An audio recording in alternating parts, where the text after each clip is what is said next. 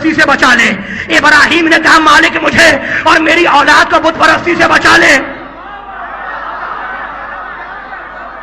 یہ وہاں جو میرے بھائی بیٹھے ہیں استخارہ کر کے بولو گے؟ کمال ہو گیا، بالکل کمال ہو گیا. اب تو آیا ہے ٹرننگ پوائنٹ. اب تو میں رزلٹ نکال رہا ہوں، جوس نکال رہا ہوں، پورا خلاصہ کر رہا ہوں. میرے ابراہیم نے کہا کہ مالک میری اولاد میں بت پرستی نہ جائے. میرے ابو طالب نے کہا کہ میں ابراہیم کا بیٹا، اور میرے محمد نے تصدیق کی کہ یہ میرا چچا ابراہیم کا بیٹا، ابو طالب ابراہیم کا بیٹا. اور نبی نے ابراہیم نے کہا کہ مالک میری اولاد میں بیٹوں میں بت پرستی نہ جائے. اب مسلمانوں کا درود شریف پڑھو جو دکانوں میں بھی چپکا ہوتا ہے، ٹی وی پر بھی آتا ہے.